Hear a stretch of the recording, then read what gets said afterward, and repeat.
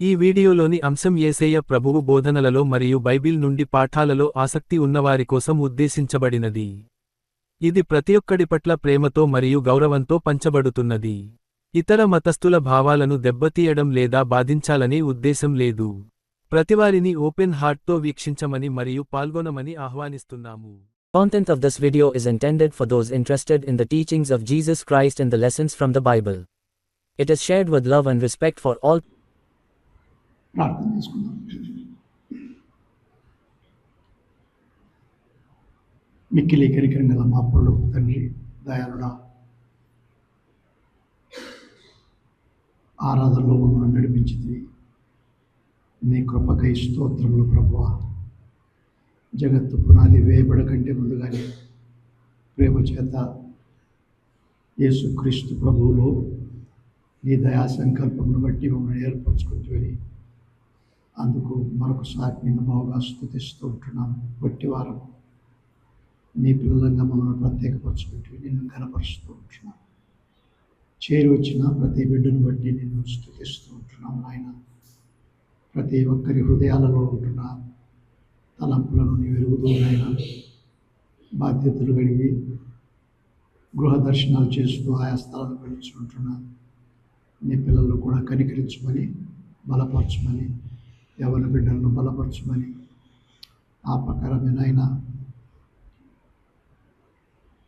జోసెఫ్ని ఇంకా బలపరచమని, మా తండ్రి ఎవరో మా ఇంటి వారిని చిన్నయ్యను కాపాడమని, భద్రపరచమని, భగీరథిని ఇంకా బలపరచమని, మహోన్నత మా తండ్రి చెప్పినా చెప్పకపోయినా నాయన ప్రతి ఒక్కరిని నేను ఎరిగిన వాడు నీ కృపలో ఆదరించమని, మా అవసరతలు అక్కరులు సమస్తం ఎరిగిన దేవుడు కనికరించి మహిమ పొందమని వాక్యము మా ప్రభువా మేము నేర్చుకోవడానికి ఇష్టపడుతూ ఉంటుండగా పరిశుద్ధాత్మ దేవుని సహాయం మాకు దయచేయమని, పలుకువాడేమి వినువారేమి ప్రతి ఒక్కరూ మేలు పొందినట్టు దేవా నీవే మహిమ పొంది ఘనపరచబడమని మా ప్రభువైన యేసుక్రీస్తు పేరట బ్రతిమాలి వేడుకుంటుంటున్నాము తండ్రి, ఆమేన్. మనం చదువుతూ వస్తున్నట్లు నేర్చుకుంటున్నట్టు ప్రకటన గ్రంథము 14వ అధ్యాయము. ప్రకటన గ్రంథము 14వ అధ్యాయము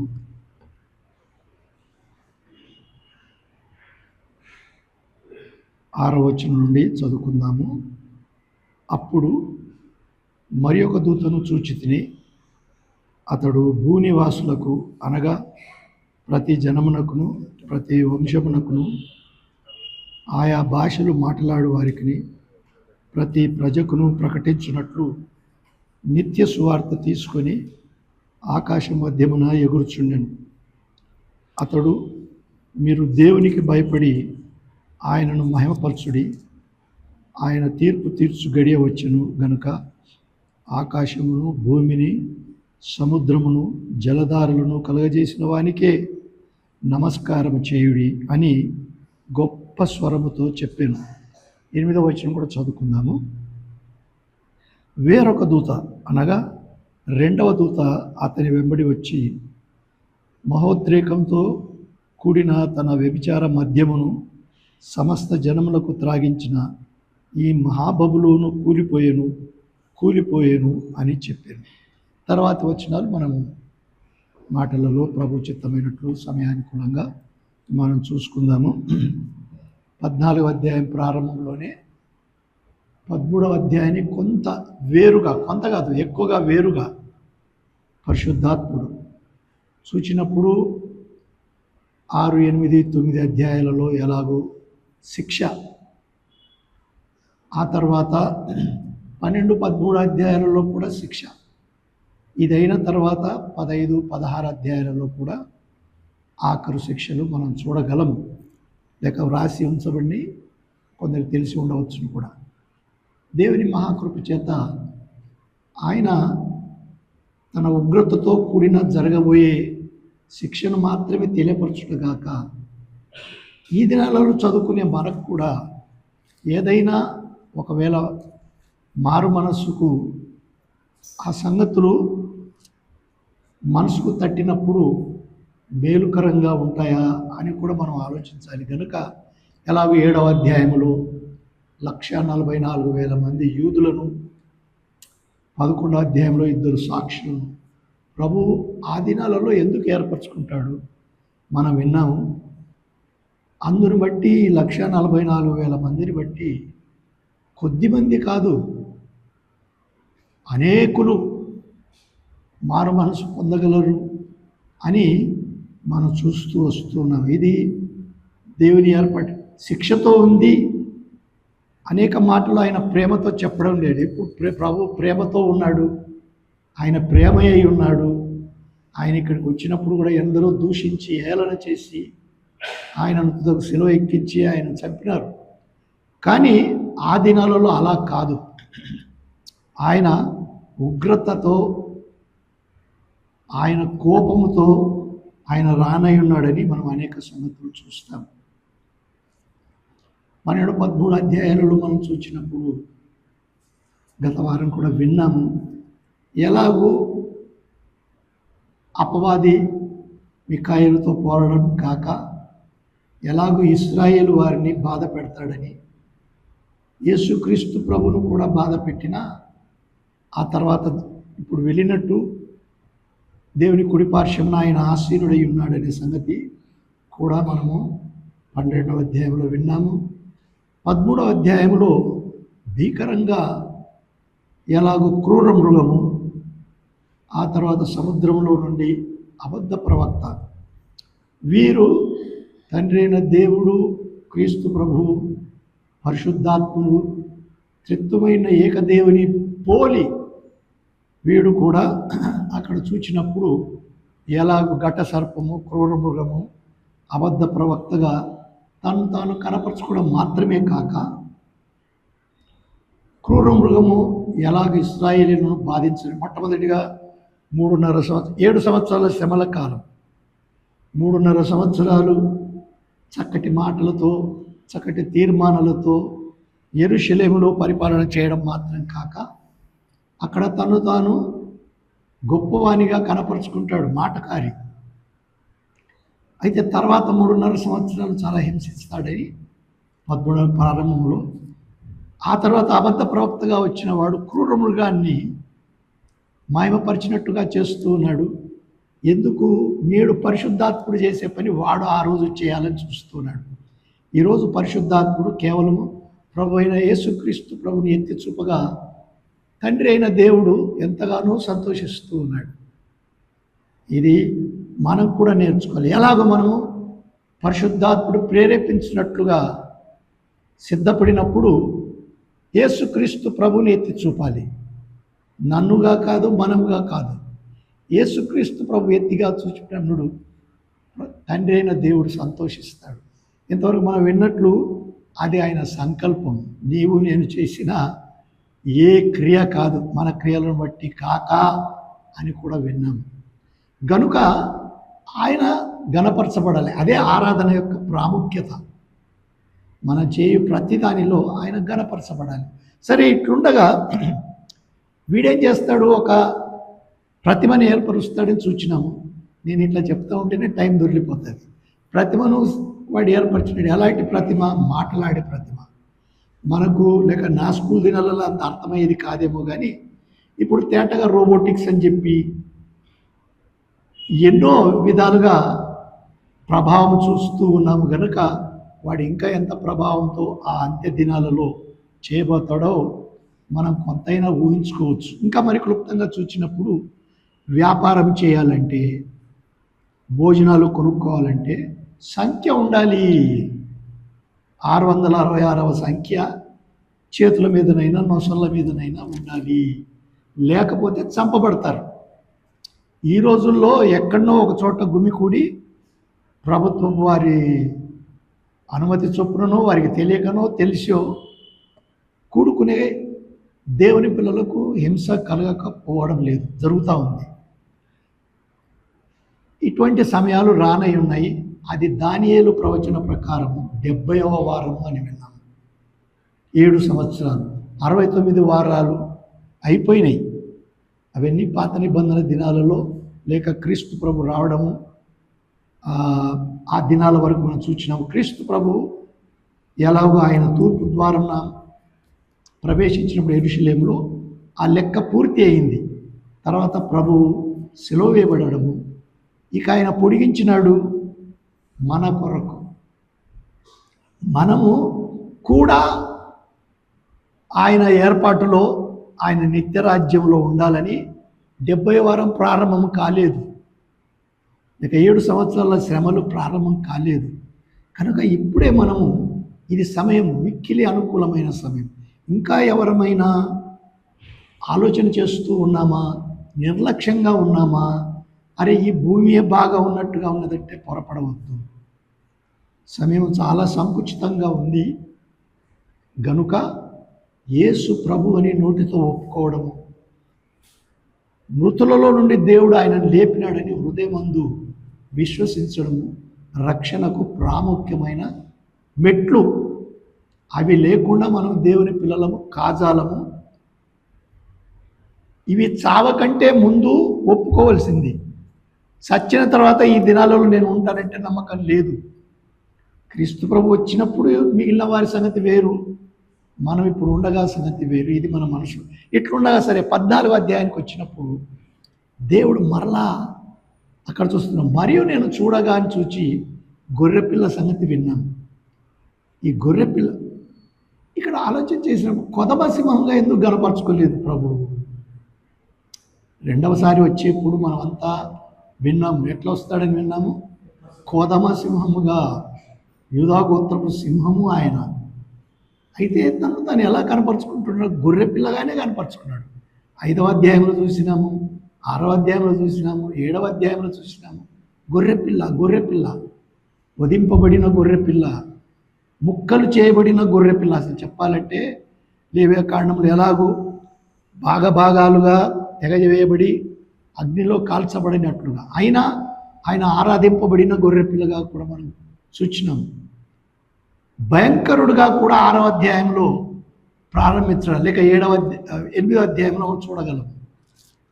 ఆ తర్వాత 7వ అధ్యాయం ఆఖరులో ఆయన తిరుగా ఘనపరచబడతా ఉన్నాడు. ఇక్కడ ఆయన శ్రేష్టంగా తాను మహిమపరుచుకుంటూ ఉన్నాడు. ఎట్లా? ఇక ఎవరు ఈ సాతాన్ యొక్క అధికారం ఉండదు. వాడు 666 వేయించుకున్నాడా? ఇప్పుడు మనం చూసినప్పుడు అక్కడ చూసినాం 1,44,000 మందిని ప్రత్యేకపరుచుకుంటే వారు సావరు. ఆశ్చర్యంగా ఉందా? వారు చెప్పిన సువార్తలో అనేకులు మార్చబడిన వారు చంపబడతారు, అయితే వీరు సావరు. ఇది ఆశ్చర్యంగా ఉంది. కారణము దేవుడు తన రాక వరకు ఆయన భద్రపరుచుకుంటూ ఉన్నాడు. ఈ మాట మనం ఒకసారి విన్నాము 11వ అధ్యాయం 7వ వచనం. అది నాకు చాలా నచ్చింది. ఏంటి? తాను వారు సాక్ష్యము చెప్పుట ముగించినప్పుడు,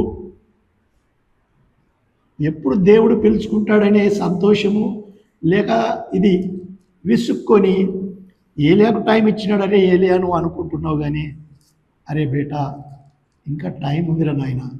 లేదు ప్రభువా, నేను అందరికంటే ఇది కాదు, అయిపోయింది, నేను ఒక్కని చేయవలసిన పనులన్నీ చేసినాను అన్నాడు. కానీ ఏలియాకు బలము చిత్తట, అది దేవుని కృప. పౌలు కూడా అన్నాడు, నేను వెడలిపో కాలం సమీపమైంది. సరే, దేవుడు అన్నాడు రమ్మన్నాడండి. తిమోతి ఆఖరు పత్రిక, మంచి పోరాటం పోరాడిన నాయన, నా పరుగు కడగొట్టించుకున్నాను, విశ్వాసం కాపాడుకున్నాను. సింహం ప్రక్కలో ఉన్నట్టు ఉన్నాడు, నువ్వు తప్పిస్తా వచ్చినావు, ఇక చాలును అన్నట్టుగా తిమోతి పత్రిక రాస్తూ ఉన్నాడు. పౌలు రమ్మన్నట్టుగా పిలుచుకున్నాడండి.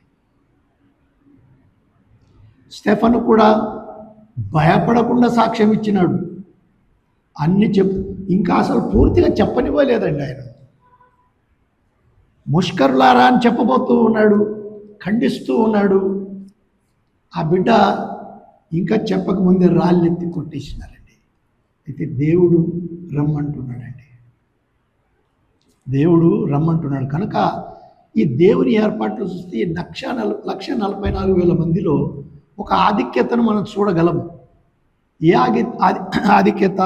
ఆయనను ఏర్పరచుకోవటం మాత్రం కాక ఆయనను కాపాడుచూ ఉన్నాడు. వారిని కాపాడుచూ ఉన్నాడు, వారికి శక్తినిస్తూ ఉన్నాడు. అంతేకాక పైనుండి స్వరం వచ్చింది అని విన్నాం గతసారి, వీణెల స్వరం. ఈ స్వరములో ఈ 1,44,000 మంది కీర్తించినారు అని విన్నాం. చక్కగా ఎంతో గంభీరంగా ఉంటుంది అని కూడా ఆ సంగతి మనం విన్నాము. అదే సమయంలో వీరిలో ఉన్న ప్రత్యేకత, ఇందులో మాకు కొన్ని తలంపులు అనేకులు అనేక విధాలుగా రాసినారు. కొందరు స్త్రీ సాంగత్యంలో ఉండరు, అది ఇది అని చెప్పి. కానీ నా మట్టుకు నేను నేర్చుకుని డబ్బేది ఏమిటంటే, పరిశుద్ధాత్మ ఉద్దేశం అది కాదు. పరిశుద్ధాత్మ యొక్క ఉద్దేశము కొరింథీయులకు 2వ పత్రికలో 11వ అధ్యాయంలో రాసినట్లు ప్రతి ఒక్కరిని, స్త్రీ పురుషులను కూడా ఆయన కన్యకగానే భావిస్తూ ఉన్నాడు. మరి ఏంటంటే కొరింథీలో మనం గతసారి విన్నాం, కొరింథీలో వారు భార్యాభర్తలుగా ఉన్నవారు లేరా, వేరే వేరేగా ఉన్నారా? అది కాదు పరిశుద్ధాత్మ యొక్క ఉద్దేశం. పరిశుద్ధాత్మ యొక్క తేటగా ఉద్దేశము లోకముతో కలిసిపోవద్దు, లోక ఆచారాలను కలిసిపోవద్దు, లోకములో చెప్పబడే వాటిని అలవర్చుకోవద్దు. ఈ విధంగా వారు ఉండిరి అని చూస్తున్నా. సరే, అయినా 20 నిమిషాలు అయిపోయింది. ఇప్పుడు 14వ అధ్యాయం 6వ వచనంలో ఇక్కడ కొన్ని అధ్యాయంలో ఎట్లున్నాయంటే దేవదూతలే కనపడుతూ ఉన్నారండి. వచ్చి దేవదూతలు ప్రకటనలు చేస్తూ ఉన్నారు. సహజంగా మనం ఎట్లు వింటూ వచ్చినాము, సువార్త పని దేవదూతలకు అప్పగించలేదు, ఆయన మనుషులకు అప్పగించినాడు. మన వంటి వారైన మనుషులకు లేక యోగ్యులైన వారికి ఆయన ఇది అప్పగించినాడు. కానీ ఇక్కడేం చూస్తూ ఉన్నాము, మరి ఒక దూత వచ్చినట్టుగా చూస్తూ ఉన్నాము. అందరికీ ప్రకటిస్తూ ఉన్నాడండి. ఆయన ఎట్లా ప్రకటిస్తూ ఉన్నాడు? ఇక్కడ నిత్య సువార్త అనే ఒక మాట పరిశుద్ధ గ్రంథంలో, ఒకవేళ బైబిల్లో ఈ కంకార్డెన్స్లో చూస్తే ఒక్క చోటనే ఉంది. ఇది నిఘంటు అంటారా, ఏమంటారు ఒక తెలుగులో? నిఘంటేనా? తెలుగులో కంకార్డెన్స్ అని ఇంగ్లీష్లో అంటారు. అందులో ఈ నిత్య సువార్త అనే మాట ఒక్క చోటనే ఉంది. అది ఇది కేజేవీలో ఎవర్ లాస్టింగ్ గాస్పెల్ అని ఉంది, ఎన్కేజేవీలో ఇటర్నల్ గాస్పెల్ అని ఉండవచ్చు. ఇంకా ఇతర బైబిల్లో నాకు తెలియదు. ఇటర్నల్ ఎందుకు? ఇటర్నల్ నిత్య సువార్త. నిత్య సువార్త ఏమిటికి ఇప్పుడు చెప్పబడతా ఉంది? అది కూడా ఏమని చెప్పబడతా ఉందంటే, క్లుప్తంగా మనం చూస్తే, ఆకాశమును భూమిని సముద్రమును జలధారలు కలగజేసిన వాడు. ఈ మాటలు ఎందుకు చెప్పాలి? యేసుక్రీస్తు ప్రభును ఈ రోజుల్లో సువార్త చెప్పమంటే సెలువులో ఆయన మరణించిన విధానం, ఆయన హేళన చేయబడిన విధానం, ఆయన ప్రశస్తమైన రక్తమును కార్చిన ఆ గంభీరత్వాన్ని, ఇవి సువార్తలు చెప్పినప్పుడు పాపిని పరిశుద్ధాత్ముడు ఒప్పింప చేయగలడు. అరే, నీ పాపమును బట్టే పరిశుద్ధుడైన యేసుక్రీస్తు ప్రభు సిలువ వేయబడవలసి వచ్చింది. మన పాపమును బట్టి ఆత్మయేయుండి పరలోకము నుండి దేవుడు శరీరం ధరించుకోవలసి ఉంది. శరీరం ధరించుకోవడం అంటే అర్థం ఏంటి? దాసుని స్వరూపం ధరించుకోవడం అంటే అర్థం ఏంటి? తగ్గించుకోవడం. ఇప్పుడు మనం ఇక్కడ ఉన్నప్పుడు ఒకవేళ నేను అనుకోవచ్చు, సరే నేను అందరూ కానీ ఒక గుంపులో పెడితే ఎవరి లెక్క కూడా చూడరండి. మోదీ వస్తున్నాడంటే తోసి కూడా అక్కడనే చూస్తారు కదా. ఇందులో మనం ఏం నేర్చుకోగలుగుతున్నామంటే, యేసుక్రీస్తు ప్రభువును నేటి దినాలలో అనేకులు అరే సృష్టి ఆయన వల్ల కలగలేదు. ఇప్పుడు ఇలా సైన్స్ చదువుకున్న వాళ్ళు ఉన్నారో లేదో నాకు తెలియదు, కానీ ఇవల్యూషన్ థియరీ చదివిన వాళ్ళు ఉన్నారమ్మా? ఇవల్యూషన్ థియరీ అంటే కోతి మనుష్యుడైనాడనో, ఇంకా పలాని బల్లులనండి, లేకపోతే ఇవి మొసళ్ళు అయినాయనో, చేపలు పలానా. అందుకు దేవుడు ఆ రోజు ప్రకటించబోతా ఉన్నాడండి. సృష్టికర్త అయిన వాడు తన మాట చేత చెప్పగా ఇవన్నీ కలుగులుగా కంటే కరిగినవి. ఎవరు చెప్తా ఉన్నారు? దేవదూత వచ్చి చెప్తా ఉన్నాడండి. ఎవరికి చెప్తా ఉన్నాడు? ఆ రోజున భూమి మీద ఇంకా ప్రభువును నమ్ముకొనక యూదులు 144,000 మంది చెప్తా ఉన్నారు, ఇంకా సమయం అయిపోతూ ఉంది. గనుక దేవుని ఆత్ముడే వచ్చి మరలా చెప్తా ఉన్నాడు ఏమని, ఇది ఇంకా అంతము. ఆయన సృష్టికర్తే. ఓ యేసుక్రీస్తు ప్రభు అని ఒప్పుకోవాలంటే మనల్ని పరీక్షించుకుందాం. ఆయన అందరికంటే గరుడు, శ్రేష్ఠుడు అని నమ్మకపోతే ఎట్లా ఒప్పుకుంటావు? లేకపోతే ఆయన శ్రేష్ఠుడు అని మనం నమ్ముకున్నది ఆయన అపొస్తలుల కార్యాల్లో మనం చూస్తున్నా ఆయన అందరికీ ప్రభు అని పేతురు చెప్తా ఉన్నాడండి. 10వ అధ్యాయంలో కొర్నేలి ఇంటికి పోయిన తర్వాత పక్షపాతం లేనివాడు ఆయన అందరికీ ప్రభు. అట్లే ఇక్కడ కూడా చెప్పాలి అంటే వీరికి ముందు ఆయన సర్వశక్తిమంతుడైన దేవుడు. అబ్రహాము కనపరుచుకున్నాడండి, నేను సర్వశక్తిమంతుడైన వాడిని, నా ఎదుట నీవు నిందారహితుడు అయి ఉండు అబ్రహాం అన్నాడు. అక్కడ కూడా వీరికి నిత్య స్వార్థ చెప్పబడతా ఉంది. 7వ వచనంలో మీరు దేవునికి భయపడి ఆయనను మహిమపరచుడి. మీకు భయం లేదు, ఆయనను మహిమపరిచేది లేదు. మీరు లోకములో ఆయా వాటిని చూచి యేసుక్రీస్తు ప్రభు ఇంతే కదా. లేక కొందరు అంటారు అన్ని మతాలు ఒకటేనండి, అందరూ ఒకే రీతి, మీకు ఆ దేవుడు ఉన్నాడు, మాకు ఈ దేవుడు ఉన్నాడు. కాదు కాదు కాదు కాదు, తేటగా దేవదూత వచ్చి చెప్పుచున్నాడు ఇది అంతము. అప్పుడు కూడా ఏమంటూ ఉన్నాడు, ఆకాశమును భూమిని సముద్రమును జలధారలను కలగజేసిన వాడు ఆయన. గనుక ఆయనకు మొక్కమంటూ ఉన్నాడండి. నమస్కారం ఎప్పుడు నమస్కారం చేస్తాము? పుట్టుగురుడ్డి వాడు యోహాను సువార్త 9వ అధ్యాయంలో చూస్తూ ఉన్నామండి. తల్లిదండ్రులు కూడా రేయ్ నువ్వు దూరం ఉండరా. శిష్యులు అన్నాడు, వీడా వీని తల్లిదండ్రుల పాపం చేసినది. చాలాసార్లు మనం కూడా అనుకుంటామండి, ఒకరిని చూసి వారి హీనస్థితియో, వారి దరిద్రతనో, వారి కష్టాలు, ఇబ్బందులు, వీళ్ళు ఏదో చేసింటే జరిగింది. కానీ అందులో ప్రభు మహిమ ఏమైనా కలుగుతుందా అనేది మనం ఆలోచన చెయ్యము. ఆ రోజున శిష్యులకు కూడా ప్రభు అదే చెప్పినాడు, ఈ వ్యాధి మరణం కారణమైన దాని మరణం కొరకైనది కాదు, ఇది దేవుడు మహిమపరచబడు. ఇక్కడ అదే చూస్తున్నామండి, దేవుడు మహిమపరచబడాలి. కనుక వాడు నమస్కారం చేసినాడు. నేను ఎరగనండి, ఏదో యేసు అనే మాట విన్నాను కానీ ఆయన ఎవరో నేను ఎరగను. దేవాలయంకి వెళ్ళినాడు. నీకు ఎట్లా కనపడతా ఉన్నాయంటే బాగా కనపడుతున్నాయండి. నిన్ను స్వస్థపరిచిన వాడని నేనే అంటే అప్పుడు వాడు నమస్కారం చేసినాడండి. ఆత్మ ప్రేరేపింపబడితే నమస్కారం చేస్తాం, ఆత్మ ఉజ్జీవింపబడితే ఆరాధిస్తాం. అలవాటుగా మనం ఆరాధించజాలం. అదే దేవుని దూత వచ్చి వారికి చెప్తా ఉన్నాడండి. సరే, ఇక్కడ దేవదూతల గురించి మనం చూసినప్పుడు గతసారి మనం ఈ పరిశీలన చేసినాము. 6వ వచనంలో చూసినాము. బాబు 8వ వచనం చదువు. వేరొక దూత అనగా 2వ దూత అతని వెంబడి వచ్చి వేరొక దూత, 2వ దూత. సరే, 9వ వచనం. బబులోను 9వ వచనం. మరియు వేరొక దూత. ఎన్నవ దూత బాబు? ఇప్పుడు 3 అయినాయి కదా. 3వ దూత. ఆ తర్వాత మనం ఏం చూస్తూ ఉన్నామంటే 3వ దూతకు మరి ఈ 4వ దూతకు 14వ వచనం చదువు బాబు. మరియు నేను చూడగా ఇదిగో తెల్లని మేఘము కనబడెను, మనుష్య కుమారుని పోలిన ఒకడు ఆ మేఘం మీద ఆసీనుడై ఉండేను. ఆ తర్వాత ఇంకో మాట చూద్దాం. 17వ వచనం. అప్పుడు మరి ఒక దూత దేవాలయంలో నుండి వెడలి వచ్చి సత్సోద, అది కూడా కరెక్టే, నువ్వు చేసేది కరెక్టే. 15వ వచనం కదా, కరెక్ట్. అప్పుడు మరి ఒక దూత అని చూస్తూ ఉన్నామండి. దేవాలయంలో నుండి వెడలి వచ్చి, సరే 17వ వచనం. నేను దూతల గురించి చెప్తా ఉన్నాను. ఇంకొక దూత పరలోకం నందు ఆలయం, ఇంకొక దూత పరలోకం నుండి. 18వ వచనం. మరి ఒక దూత. ఇలాగ దూతలు దేవుడు పంపుతూ ఉన్నాడండి.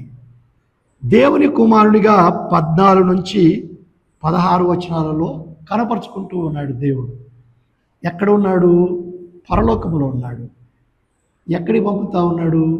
భూమి మీద ఇంకా శిక్షకు లోబడిన వారు, కానీ వారికి మేలు కలుగునట్లుగా వాళ్ళు వస్తూ ఉన్నారు. ఆకర్షణ కొర ప్రాణంలో ఉన్న వారికి జలధారనిచ్చినట్టుగా మనం చూడగలం. సరే, ఇప్పుడు త్వరగా వెళ్దాము. 8వ వచనం. వేరొక దూత అనగా రెండవ దూత అతని వెంబడి వచ్చి, ఆ మొదటి దూత వెంబడి వచ్చి మహోద్రేకంతో కూడిన తన వ్యభిచార మద్యమును సమస్త జనములకు త్రాగించిన ఈ మహా బబులోను కూలిపోయేను అని ఇక్కడ చెప్పారు. చూస్తూ ఉన్నామండి. బబులోను కూలిపోయింది. అక్కనే ఉంది దాని యొక్క సంగతులు ఎట్లున్నాయో. ఈ బబులోను గురించి అనుకున్నప్పుడు సరే, ప్రారంభానికి వెళ్దాం. ఆదికాండము 10వ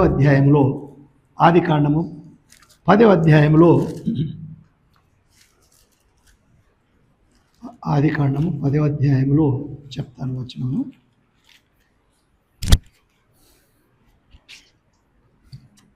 11వ వచనం అనుకుంటాను బాబు.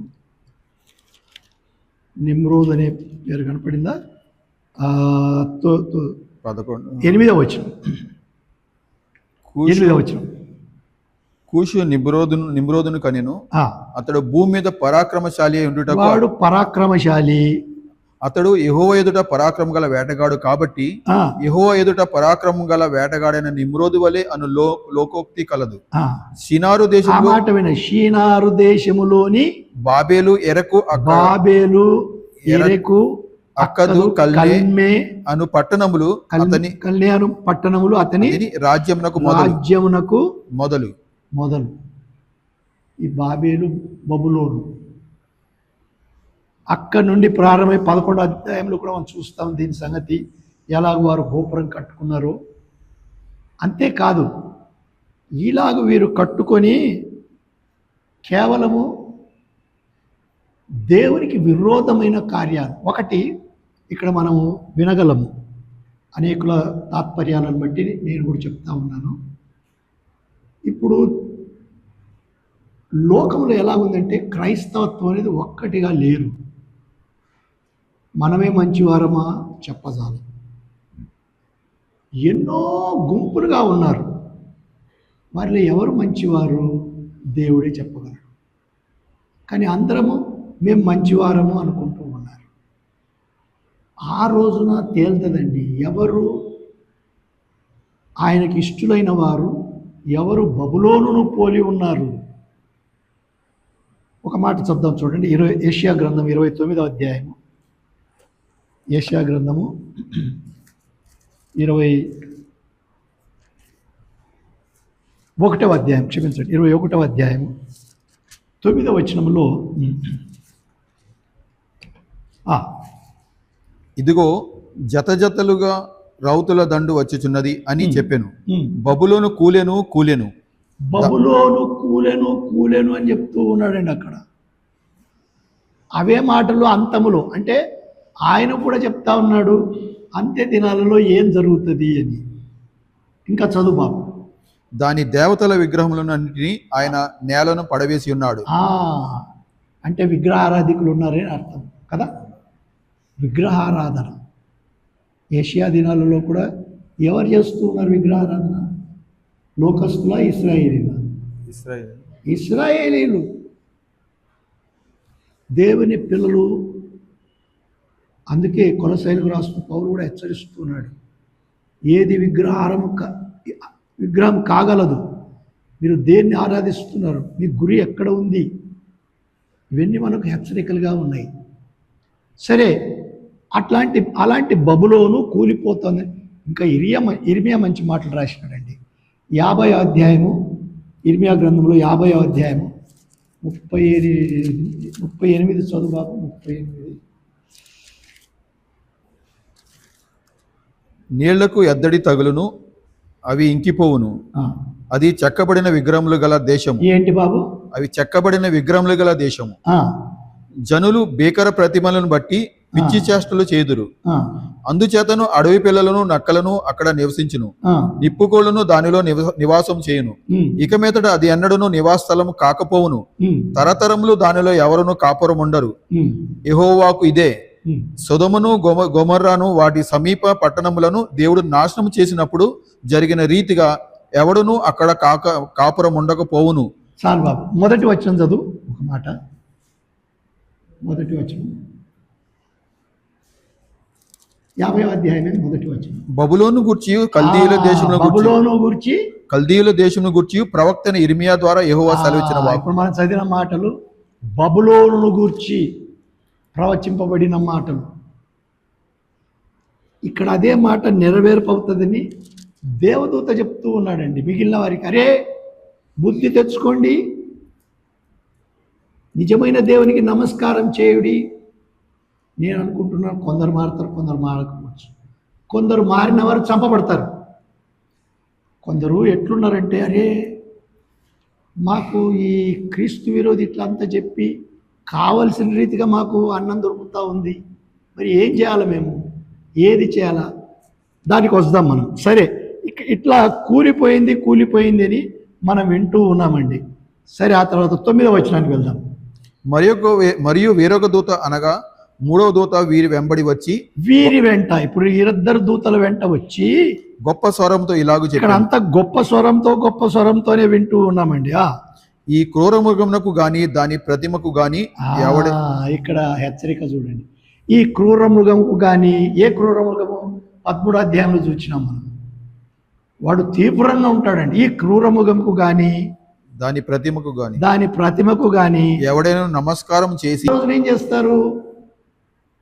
ఇశ్రాయేలు అయిన వారు అన్యులు భయపడి వానికి నమస్కారం చేస్తూ ఉంటారండి. కనుక దేవదూత వచ్చి హెచ్చరిస్తున్నాడు. వీరంతా ఎక్కడున్నారు? భూమి మీద ఉన్నారు. భూమి మీద ఉన్న వారికి ఇలా గత వారం ఎప్పుడో నేను ఒకసారి ఒక తప్పు చేసినాడు. 7వ అధ్యాయంలో మరలా చెప్తా. గొర్రెపిల్ల రక్తంలో వస్త్రం కడుక్కున్నవారు పరలోకంలో, నేను భూమి మీద అని చెప్పినాను. దానికి మరలా వద్దాం మన ముగింపులో, మరి ఎప్పుడైనా చూసుకుందాం. ఇక్కడ మనం ఏం చూస్తూ ఉన్నాము? వచ్చి క్రూర మృగము గాని దాని ప్రతిమకు గాని ఎవడైనా నమస్కారం చేసి తన నొసటి అందేమి చేతి మీదనేమి ఆ ముద్ర వేయించి కొనిన ఎడల ఏమీయూ కలబడకుండా దేవుని ఉగ్రత పాత్రలో పోయబడిన దేవుని కోపమును మద్యమును వాడు త్రాగును. ఈ మాటలు చూసినామా? 13వ అధ్యాయంలో క్రీస్తు విరోధి అబద్ధ ప్రవక్త ద్వారా ఏమని చెప్పించినాడు? మీరు మీ చేతుల మీద నొసళ్ళ మీద సంఖ్య 666 సంఖ్య వేసుకోకుంటే మీకు భోజనం దొరకదు, మీరు వ్యాపారం చేయలేదు, పనులు చేయడానికి లేదు, మీకు ఏమి దొరకవు. అయితే ఇక్కడ దేవుని దూత వచ్చి చెప్తా ఉన్నాడండి. ఇప్పుడు వీరికి ఏ మాట నమ్మాలా? ఇప్పుడు సర్వలోకమునకు వెళ్ళి సర్వసృష్టికి సువార్తను ప్రకటించుడి అని ప్రియుడైన ప్రేమగల ప్రభువైన యేసుక్రీస్తు శిష్యులకు వారి ద్వారా ఆ తర్వాత నమ్ముకునే ప్రతి వారికి ఆయన ఆజ్ఞ ఇచ్చినాడు. కానీ నెరవేర్చుటకు ఎట్లా ఉంది? మనము మనమే ఎట్లున్నాం? అసలు మనమే ఆయన కనబడి ఎట్లున్నాము, ఆయన చూడడం లేదన్నప్పుడు ఎట్లున్నాము? సరే, అది కాదు మన పాఠం. ఇప్పుడు ఇక్కడ ఇలాగ చెప్పుకొని ఏమీయూ కనబడకుండా దేవుని ఉగ్రత పాత్రలో పోయిన దేవుని కోపమును మద్యమును వాడు త్రాగును. పరిశుద్ధ దూతల ఎదుటను గొర్రెపిల్ల ఎదుటను అగ్నిగంధముల చేత వాడు బాధింపబడును. వారి సంబంధమైన పొగ యుగములు లేచును. వినండి. వాడు మీకు తాత్కాలికంగా వారి టైం అయిపోయింది, మీకు కావలసినవి సమకూరుస్తూ ఉన్నాడు ఈ గుర్తు వేసుకుంటే. కానీ 144,000 మందికి ఎట్లా దేవుడు ఏం చేసినాడండి? ఏమా వాళ్ళ నొసళ్ళ మీద ఆయన తన నామము లేక ముద్ర వేసినాడు. మనకు కూడా ముద్ర వేసినాడని ఎఫ్ఎస్సీలకు రాస్తూ చెప్తూ ఉన్నాడండి. నిజమైన పిల్లము ఆత్మ ముద్రించినాడా? ముద్రలు అప్పటి నుండే చాలా అవసరమైనయండి. ముద్ర మనం కూడా ప్రారంభంలో 7 ముద్రల గురించి విన్నాము. ఇప్పుడు ఆఖరి ముద్ర తెరవబడినప్పుడు ఎలాగో 7 బూరల సంగతి మనం చూస్తూ ఉన్నాము. ప్రతిదీ ఆఖరు 7వ ముద్ర 7వ బూర ముందు ఏం జరుగుతూ ఉందో చూస్తూ ఉన్నాము.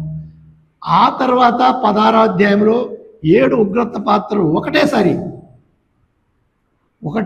వస్తాయని 16వ అధ్యాయాన్ని ముగింపు అయిపోతుంది. ఇక్కడ కూడా 14వ అధ్యాయం మనం చూద్దాము. కనుక ఏమంటూ ఉన్నాడు 11వ వచనం, వారి బాధ సంబంధమైన పొగ యుగయుగములు లేచును. ఆ క్రూరముఖమునకు గాని దాని ప్రతిమకు గాని నమస్కారం చేయువారును దాని పేరుగల ముద్ర ఎవడైనను వేయించి కొనిన ఎడల వాడును రాత్రింపగళ్ళు నెమ్మది లేని వారే యుందురు. దేవుని ఆజ్ఞలను యేసును గూర్చిన విశ్వాసమును గైకొనుచున్న పరిశుద్ధుల ఓర్పు ఇందులో కనబడును. మనకి ఇది అర్థమవుతా ఉందా? అంటే నువ్వు క్రీస్తు విరోధిని నమ్ముకుంటే నీకు ఏమొస్తుంది? తాత్కాలికంగా కష్టం ఉండకపోతుంది. యేసుక్రీస్తు ప్రభుని నమ్ముకుంటే యుగయుగంలో శాశ్వతంలో కోరుకోండి అంటూ ఉన్నాడండి. మనం అదే కదా వినేది. యేసుక్రీస్తు ప్రభు వలన వచ్చేది నిత్య జీవం. ఆయన మాటల వలన నిత్య జీవం. అపవాది వలన వచ్చేది తాత్కాలికమైన ఈ లోకవిధమైన సంతోషం. ఎందరో పాపం చేసి తమ ఆయువును నష్టపరుచుకుంటూ ఉన్నారు. తెలిసా తెలియక మోసపోయి. వాడు అబద్ధికుడు, మోసగాడు. వాని మాటలు నమ్మి తాత్కాలిక సంతోషము కొరకు నిత్యమైన సంతోషాన్ని పోగొట్టుకుంటూ ఉన్నారు. అదే ఇక్కడ కూడా జరుగుతూ ఉందండి. దేవుడు ఆత్ముడు వచ్చి చెప్తా ఉన్నాడు, మీరు ఏది కావాలనో కోరుకోండి. క్రూరముఖం చెప్పిన మాటలు వింటే కొద్ది కాలంలోకి నిత్యమైన భాగ్యం సంపాదించుకుంటే దేవుని మాటలు వినాలి. ఇప్పుడు ఒక మాటకు వస్తాం. 13వ వచనం చదువు బాబు. అంతటా ఇప్పటి నుండి ప్రభువునందు మృతులు ధన్యులని వ్రాయుమని పరలోకము నుండి ఒక స్వరము చెప్పగా వింటిని. నిజమే, వారు తమ ప్రయాసమును మాని విశ్రాంతి పొందుదురు. వారి క్రియలు వారి వెంట పోవునని ఆత్మ చెప్పుచున్నాడు. ఇక్కడ ఒకసారి చెప్పినాను కానీ మరలా ఒకసారి తేటగా చెప్పబోతా ఉన్నాను. ఇది ఎవరి గురించి వ్రాయబడి ఉంటుంది? అప్పుడు దీంట్లో వారి గురించి కరెక్టే. ఏంటి నొసలు అప్పటిలో ఉన్న వారి సంగతి చంపబడతారు వాళ్ళు, వారి సంగతి. అంతేగాక నేను ఇంకోటి చెప్పినాను, మనం కానీ ఇది ఆయా సమయాలలో వాడుకుంటాము. కానీ ఇప్పుడు అనిపిస్తూ ఉంది అది అంటే కూడా తప్పు లేదు. కానీ ముఖ్యంగా ఇది వ్రాయబడినది ఎందుకు? ఇప్పుడు చదువు బాబు 13వ వచనం. అంతటా ఇప్పటి నుండి ఆ మాటను చూడండి. అంతటా ఇప్పటి నుండి ప్రభువునందు మృతులు ఇప్పటి నుండి చెప్పబడిన తర్వాత క్రీస్తు ప్రభుని నమ్ముకుంటే చంపబడతారు. అంతకుముందు కూడా చంపబడినారు. 6వ అధ్యాయం మొదలుకొని మనం చూస్తూ ఉన్నాము, చంపబడతారు. ప్రభునందు మృతులు ధన్యులని వ్రాయుమని పరలోకం నుండి ఒక స్వరము చెప్పగా ఇక్కడ ఒకటి విందాం. ఇప్పుడు వీరు సంఘంలో చేర్చబడినారా? గట్టిగా చెప్పండి. లేదు. సంఘంలో చేర్చబడడానికి లేట్ అయింది. కానీ దేవుడు తరుణం ఇస్తూ ఉన్నాడా లేదా? ఇస్తూ ఉన్నాడు అప్పటిలో ఉన్న వారికి.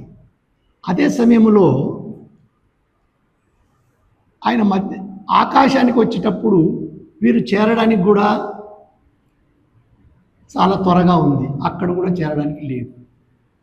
వీరు భూమి మీదనే ఉంటారు.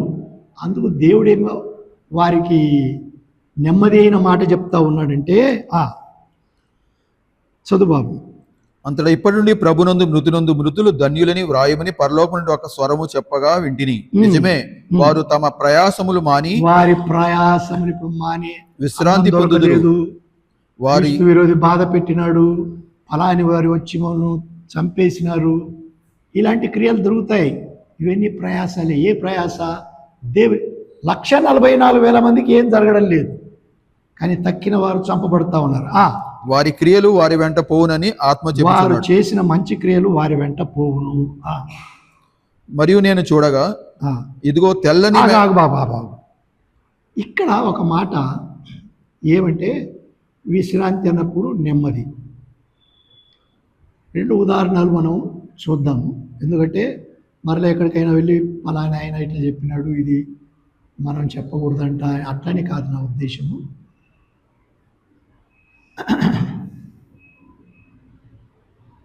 లాజరు చనిపోయినప్పుడు లాజరు దగ్గరికి వెళ్ళక ముందు యేసుక్రీస్తు ప్రభు ఒక మాట అన్నాడు. యోహాను స్వార్త తీద్దాం చూడండి.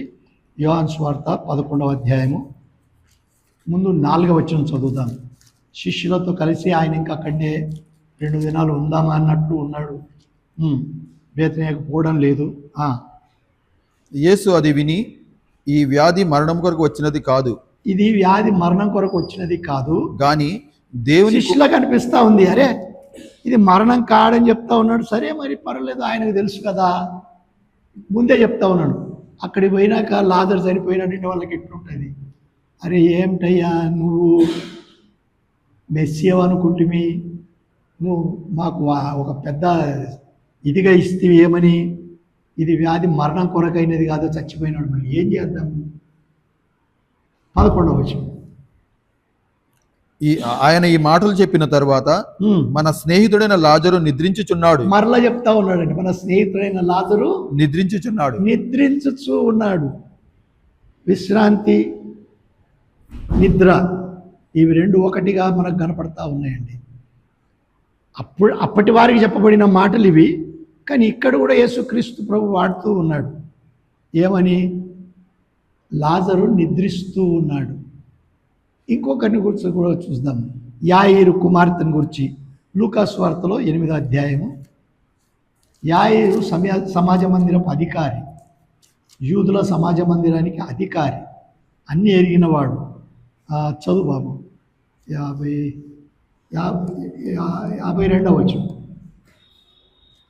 అందరూను ఆమె నిమిత్తమే ఏడ్చుచు రొమ్ము కొట్టుకొని చుండగా, ఆమె నిమిత్తం అంటే అదే ఆ బిడ్డ కోసము. ఆయన వారితో ఏడవవద్దు, ఆమె నిద్రించుచున్నదే గాని చనిపోలేదని చెప్పెను. ఆమె చనిపోయినని వారు ఎరిగి ఆయనను అపహసించిరి. చూసినారా? అక్కడ కూడా ఈయనేమన్నాడు? మరలా ఆ మాటకు రా బాబు.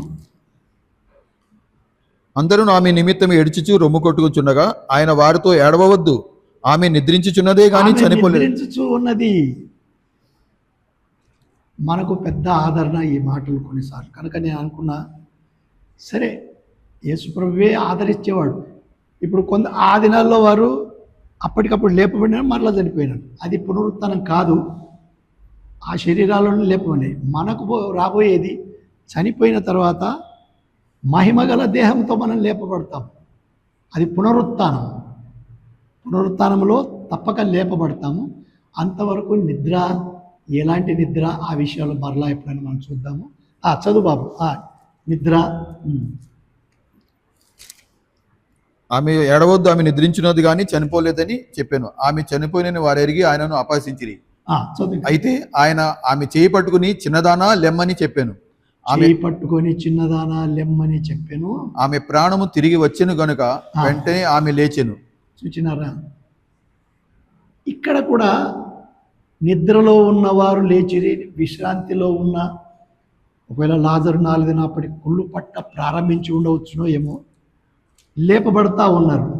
అంతేకాదు పౌలు కూడా ఏం చేసినాడు మనకు తెలిసిన మాట.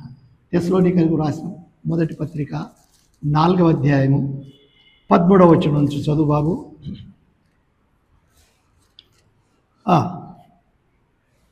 సహోదరులారా, నిరీక్షణ లేని ఇతరుల వలె మీరు దుఃఖపడకుండా నిమిత్తము నిద్రించుచున్న వారిని గురించి మీకు తెలియకుండా మాకు ఇష్టం లేదు. ఏమంటున్నాడు? నిద్రించుచున్న వారు. వాళ్ళు ఎందుకు దుఃఖపడతా ఉన్నారు?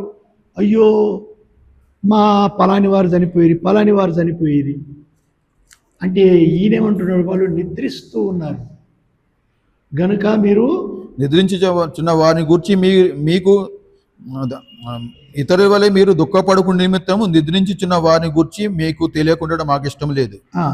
యేసు మృతి పొంది తిరిగి లేచినని మనము నమ్మిన ఎడల అదే ప్రకారం యేసునందు నిద్రించిన వారిని దేవుడు ఆయనతో కూడా వెంట పట్టుకుని వచ్చును. చాలు బాబు.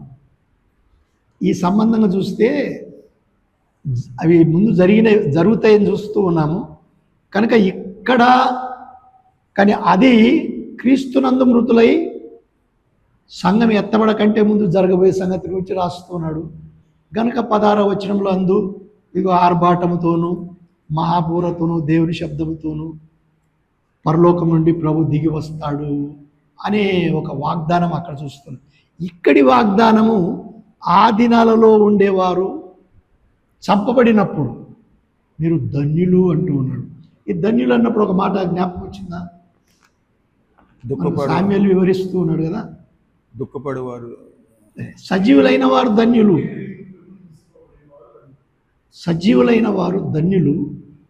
కానీ ముగింపులో, క్రొత్త నిబంధన ముగింపులో ఇక్కడ నేను చూస్తున్నాను మృతులు కూడా ధన్యులే. బ్రతకబోతూ ధన్యులు, చనిపోతే కూడా ధన్యత. క్రీస్తులో ఉండడము ప్రాముఖ్యం. ఎవరైనా కానీ, మేము దేవుని పిల్లలు అనుకునేవారైనా ఎవరైనా కానీ, ఎక్కడ ఉన్నవారైనా కానీ, యేసు క్రీస్తు ప్రభు ఆయన జీవిస్తూ ఉన్న దేవుడు హృదయంలో లూది అంతే చేసిందండి. ఊదా రంగు పొడి అమ్ముకునే తొలితైర పట్టణస్తురాలు. ఆమె ఒక మత ఆచారంలో ఉండినది. కానీ క్రీస్తు ప్రభువుని గురించి విన్నప్పుడు లేదు లేదు లేదు ఆయనే నిజమైన వాడు, నేను బాప్తిసం. జైలు అధికారి దర్జా కూర్చొని ఉన్నాడండి బయట. మాత్రమే కాదు, పౌలు శీలలు కూడా కొట్టి ఉంటాడు, బొండలతో బిగించినాడు, కట్టెలలో పెట్టి వాళ్ళ కాళ్ళు బిగించినారండి. బిగించడం మాత్రమే కాక హాయిగా దర్జాగా ఉన్నాడు. రాత్రి భూకంపం, వీళ్ళు పాటలు పాడుతుంటే కొంత విన్నాడో ఏమో, భూకంపం వచ్చింది. భూకంపం వచ్చి చెరసాల కిటికీలు వాకిళ్ళన్నీ పగిలిపోయినాయి. పగిలిపోతే ఎవ్వరు, అందరు దొంగలంతా చూస్తూ ఉన్నారు. పౌలు శిలలు అట్లనే ఉన్నారండి. అరే మనం కూడా పోకూడదు, ఇది ఆశ్చర్యం. అప్పుడు వీడు చంపుకోపోయినాడు. చంపుకోవద్దు, మేము ఇక్కడనే ఉన్నాము. అతడు అయ్యలారా, రక్షణ పొందుటకు నేను ఏమి చేయవద్దు. విన్నారా? దేవుడు ప్రేమామయుడు కనుక అరే నువ్వు యేసు ప్రభునందు విశ్వాసం ఉంచు అంతే. ఇదేమి అవసరం లేదు, టెంకాయలు అవసరం లేదు, పూలదండలు అవసరం లేదు, 10 సార్లు గుడికి పోవాల్సిన అవసరం లేదు, ఉపవాసం ఉండని అవసరం లేదు, ఏం అవసరం లేదు. కొందరు ఉపవాసం ఉండి దేవుని మెప్పించాలని చూస్తారు, ఒట్టిది. ఆయన మోసపోకుడి, దేవుడు వెక్కిరింపబడడు. నీ హృదయాన్ని చూసేవాడు. ఘోరమైన వ్యాధి కలది హృదయం. నీ హృదయం బాగుపడితే అంతే చాలు. ఆయన హృదయం. సరే, ఇక్కడ చూస్తూ ఉన్నాము ఈ మాటలు తెస్సలోనికైలకు రాసిన పత్రికలో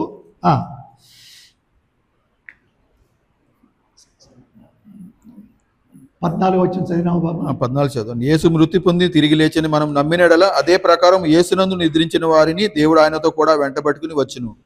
మేము ప్రభువు మాటను బట్టి మీతో చాలు బాబు, ఆ మటుకు చాలు. అక్కడ ఇతర మాటలు మనం విన్నాము సందర్భానుసారంగా. ఇప్పుడు ఒక మాట ఇంతవరకు విన్నాం కదా, 6, 7, 8లో ఎలాగూ శిక్ష రాబోతూ ఉంది. బూరల గురించి విన్నాము, ముద్రల గురించి విన్నాము, ఆ తర్వాత బూరల గురించి విన్నాము. 16వ అధ్యాయంలో ఇప్పుడు దీనికి వస్తాం మనం. 16వ అధ్యాయంలో ఒక మాట చదువు బాబు, మొదటి వచనం. మరియు మీరు పోయి దేవుని కోపముతో నిండిన ఆ 7 పాత్రలను భూమి మీద కుమ్మరించుడని ఆలయంలో నుండి గొప్ప స్వరము ఆ 7 దేవదూతలతో చెప్పబడింది. దేవదూతలతో ఇక ఉగ్రతా పాత్రలు, వాటి పేరే ఉగ్రతా పాత్రలు అండి. అందులో ఏమీ ఉండదు. ఇక్కడ కూడా 14వ అధ్యాయం చదువుతా విడిచిపెట్టిన 10వ అధ్యాయంలో దేవుని కోపమును మద్యమట. అది మత్తు. ఈ మత్తు ఎట్లుంది? ద్రాక్షరసం అనండి. కానీ ఇది ద్రాక్షరసం వల్ల తీయనిది కాదు, కోపమనేది మద్యము. త్రాగు త్రాగు అంటూ ఉన్నారండి. నాగుపాము కూడా మద్యం ఉంటుంది, ఉంటుందా లేదా? దానికి కూడా కూరలు పెట్టి తీస్తారండి. అది వాళ్ళు జార్లో చూపిస్తారు కదా, ఎట్లుంటుంది, అంత మద్యమున్నట్టే ఉంటుంది అది. ఆ మద్యాన్ని తాగితే అయిపోయింది. తాగినవారు కాదు, కానీ దాన్ని మందులకు వాడి ఏదో ప్రయోజనకరంగా చేస్తున్నారు, అది కాదు మన సంగతి. కానీ దేవుని కోపం అనే మద్యం వారితో త్రాగించి అక్కడికి అయిపోరు, వాళ్ళు నిత్యము కాల్చబడతారండి. అసలు యేసుక్రీస్తు ప్రభువు ప్రేమామయుడని చాలాసార్లు వింటామండి మనం. నరకం గురించి అందరికంటే ఎక్కువ చెప్పినవాడు యేసు ప్రభువే. 19 సార్లు నరకాగ్ని గురించి రాయబడితే యేసు ప్రభు 12 సార్లు మాట్లాడినాడండి. ఎన్నిసార్లు? 12 సార్లు. అంటే సామాన్యమా? ఎందుకు ఆ భయము ఉండాలి? నేను ఎప్పుడు అనుకునేవాడిని, త్రాగుబోతులు ఎప్పుడు మానుకుంటారు అంటే, ఇక మాకు అంతము, ఇది తాగుతా మేము చనిపోతాము అనే భయం వస్తే, అది భయం వచ్చేది కూడా దాటిపోయిందంటే ఇంకా చావైనా పర్వాలేదని చస్తారండి. ఇక్కడ దేవుడు అలా చేస్తూ ఇక్కడ అలాగే అవుతుందన్నా కూడా వాళ్ళు చస్తూ ఉన్నారు. సరే, ఇప్పుడు 14వ వచనంలో త్వరగా చూద్దాం. అంత ముగించలేను నేను, కానీ ఇప్పటికీ చూద్దాం. 14వ వచనం, 14. మరియు నేను చూడగా చూస్తూ ఉన్నాడు. ఇదిగో తెల్లని మేఘము కనబడెను. మనిషి కుమారుని పోలిన ఒకడు ఆ మేఘం మీద ఆసీనుడై ఉండెను. ఎవరండి మనిషి కుమారుడు? ప్రభు అయిన యేసుక్రీస్తు. ఆయన శిరస్సు మీద సువర్ణ కిరీటమును, చేతిలో వాడిగల కొడవలియు ఉండెను. ఆ మాటలు చూడండి, ఆయన కిరీటధారిగా ఉన్నాడు, చేతిలో కొడవలి ఉన్నదట, కొడవలి ఉండెను. అప్పుడు మరి ఒక దూత దేవాలయంలో నుండి వెడలి వచ్చి, అంటే ఇదంతా పరలోకంలోనే, దేవాలయంలో నుండి మరొక దూత వచ్చి, భూమి పైరు పండి ఉన్నది, కోతకాలం ఎవరితో చెప్తా ఉన్నాడు? యేసు ప్రభుతో, మనిషి కుమారునితో. ఏమని? ప్రభువా, భూమి పంట పండింది. కింద ఒక వచనం ఏదో, అది నాకు అర్థం కాలేదు, ఎండిపోయిందని రాస్తా ఉన్నారు, అంటే ముదిరిపోయింది. కానీ ఇక్కడ భూమి పండింది, కోతకాలం వచ్చినది, నీ కొడవలి పెట్టి కోయుమని గొప్ప స్వరముతో ఆ మేఘం మీద ఆసీనుడై ఉన్న వానితో చెప్పాను. చూసినారా? దేవునితోనే సెలవిచ్చుకుంటూ ఉన్నాడండి. ప్రభువా, ఇక వెయ్యి, ఇన్ని రోజులు వీరేమి చేస్తున్నారో వీరు ఎరగరు కనుక వీరిని క్షమించని ప్రార్థన చేసిన మహాప్రభువా, ఇక టైం అయిపోయింది, నీ శాంతం అంతా చూపించినావు, అంత అయిపోయింది, వేయమంటూ ఉన్నాడండి. ఇక్కడ ముగించకంటే ముందు వేరే చోటికి వెళ్ళి ఇది ఇట్లనే పెట్టి మరలా మనం వద్దాం. మత్తయి సువార్త 13వ అధ్యాయంలో 36వ వచనం, త్వరగా చదువు బాబు. ఒకటి చూసి, అప్పుడు ఆయన జనసమూహములను పంపివేసి ఇంటిలోనికి వెళ్ళగా ఆయన శిష్యులు ఆయన యుద్ధకు వచ్చి పొలములోని గురుగులను, అక్కడ ప్రభువు ఒక ఉపమానం చెప్పినాడండి, విత్తనాల గురించి, పొలం గురించి. వీళ్ళు అడుగుతున్నారు, రయ్యా నువ్వు ఏదో ఉపమానంగా చెప్పితివి. పొలములోని గురుగులను గూర్చిన ఉపమాన భావం మాకు తెలియజెప్పమనిరి. అందుకు ఆయన ఇట్లనెను, మంచి విత్తనము విత్తువాడు మనిషి కుమారుడు, పొలము లోకము, మంచి విత్తనములు రాజ్య సంబంధులు, గురుగులు దృష్టిని సంబంధులు. వాటిని విత్తిన శత్రువు అపవాది, కోత యుగ సమాప్తి. కోత కోయివారు దేవదూతలు. గురుగులు ఎలాగూ కూర్చబడి అగ్నిలో కాల్చివేయబడునో అలాగే యుగ సమాప్తి యందు జరుగును. మనిషి కుమారుడు తన దూతలను పంపును, వారు ఆయన రాజ్యములో నుండి ఆటంకములకు సకలమైన వాటిని దుర్నీతి పరులను సమకూర్చి అగ్నిగుండములో పడవేయుదురు. ఇక్కడ మనం ఏం చూస్తూ ఉన్నాము? యేసుక్రీస్తు ప్రభు వారికి తేటపరుస్తూ ఉన్నాడు. గోధుమలు, గురుగులు. ఈరోజు ఉదయాన్నం ప్రతిరోజు నేను గార్డెన్ వైపు చూస్తూ ఉంటాను. మా ఇంటి ఎదురుండే క్రికెట్ ఇది ఉంది, మీలో కొందరికి బాగా తెలిసి ఉంటాయి. కలుపు అంటారు కదా, కలుపు తీస్తారు. కలుపు ఎవరైనా వేస్తారా? అరే మంచి విత్తనాలు వేసి అది ఇది చేసి చేస్తారు. కానీ కలుపుకు కొందరిని కూలీలను పెట్టి తీపించాలండి కదా, కలుపు తీపించాలా, లేకపోతే పాడు చేస్తే పంటను. అట్లనే దేవుడు విత్తనాలు వెతుకుతూ ఉన్నాడు. దుష్టుడు ఎత్తకపోదు. మరి ఇక్కడ ఎక్కడ ఇవి గురువులు దుష్టుని సంబంధులు, వారు రాజ్య సంబంధులు కాదు. నేను అనుకుంటాను, దయతో మనం ఎవరు బాధపడనక్కర్లేదు, అందరం పరీక్షించుకోవాలి. సంఘంలో కూడా వాడు గురుకులను వెత్తగలడు. లోకం అంటే మనకి ఎట్లా అనిపిస్తుంది, క్రైస్తవులు ఒక చోట, క్రీస్తుని నమ్ముకొని ఒక చోట అన్నట్టుగా కాదు. కలిపి గోధుమతోనే గురుగులు ఉన్నాయి. అందుకు ఆ ప్రభు ఏమంటున్నాడు, మీరు వారిని ఇప్పుడే తీసేస్తే కొన్ని గోధుమలు కూడా దెబ్బ తగులుతుంది, అంతవరకు ఉండనివ్వండి. దేవదూతలు వస్తారు, పోగు చేసి వేరుపరుస్తారు. అర్థమైందా? కనుక మనము ప్రభువే చెప్పుకున్నాడు, యోహాను సువార్త 12, నేను గోధుమ గింజను అన్నాడండి. అది భూమిలో పడి చనిపోతేనే కానీ ఫలించదు అన్నట్టు మనం గోధుమ గింజలమా?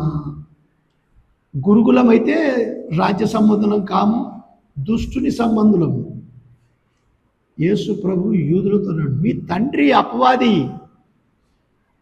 వాడు అబద్ధములకు జనకుడు. ఎవరితో అన్నాడు? పరిసయ్యులతో అన్నాడు. సాతానుతో అంటే వాడు లెక్క పెట్టుకోడు.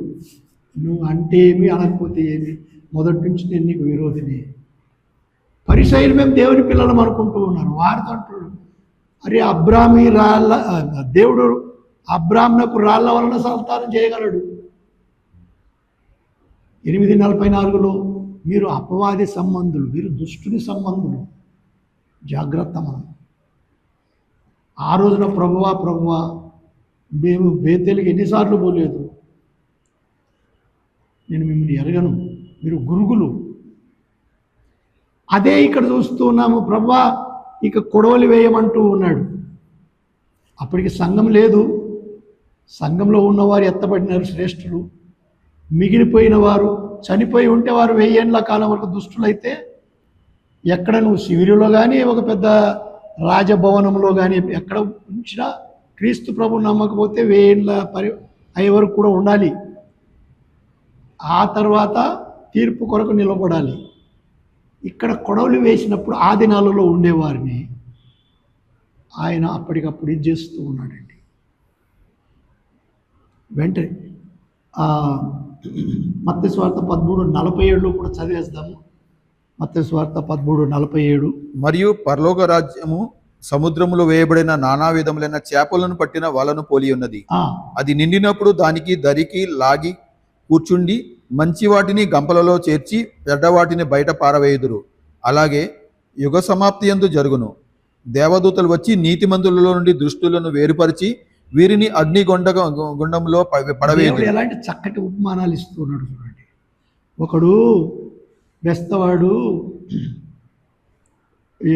దాన్ని ఏమంటారు బాబు, గాలం వేయడానికి పోయినాడో లేకపోతే వల వేయడానికి పోయినాడు. వల వేసినప్పుడు అన్ని పడినాయండి. వల వేసినప్పుడు పడినాయి, కానీ ఏం చేస్తూ ఉన్నాడు, దరికి తీసుకొని వస్తూ ఉన్నాడు. ఒడ్డుకు తీసుకొని వచ్చి దాంట్లో మంచివేవి చెడ్డవేవి. నువ్వు బేతేలకు వచ్చినావా, వలలో ఉన్నావు, ఎక్కడ ఉన్నా. అందుకే నేను ఇంకోటి నేర్చుకున్నది ఏ సంఘంలో ఎక్కడ ఉన్నా కూడా వారు దేవుని పిల్లలు కారు అని మాత్రం అని అన్నాడు అనకూడదు. మెట్టుకు కావాల్సింది దేవుడు అడగడు, నువ్వు ఏ సంఘం నుంచి వచ్చినావు, ఏ డినామినేషన్ నుంచి వచ్చినావు, అవి కాదు. యేసు ప్రభువుని ఒప్పుకున్నావా, నీ ప్రవర్తన ఎట్లుండింది, ఏం చేసినావు, ఎన్నిసార్లు గుడికి పోయినావని కాదు. యేసు ప్రభువుని నీ నోటితో ఒప్పుకొని దేవుడు ఆయన మృతుల నుండి లేపినని విశ్వసించినాడు, నువ్వు నమ్మదగినవాడు, నా రక్షింపబడతావు. దరిలో ఒడ్డులో నువ్వు నీతిమంతునిగా ప్రత్యేకించబడతావు. లేకపోతే తీసి పక్కకు పారేస్తాడట. అవి పారేసి ఎండిపోవు. దేవదూతలు వచ్చి అంతా జమ చేసి ఏం చేస్తారట, అగ్నిలో కాలుస్తారట. అది చూడండి, అగ్నిలో కాలుస్తారు. సరే బాబు, కనుక ఇప్పటికి ఇక్కడికి ఆఫ్ చేసుకుందాము. ప్రభు చిత్తమైతే ఆ తర్వాత 17 నుంచి 20 వచనాలు ఇంకా చాలా శ్రేష్టమైనవి. మనం తర్వాత ఆలోచన చేద్దాము. దేవుడు తన మాటలు దీవించునుగాక. చిన్న ప్రార్థన చేసుకుందాము.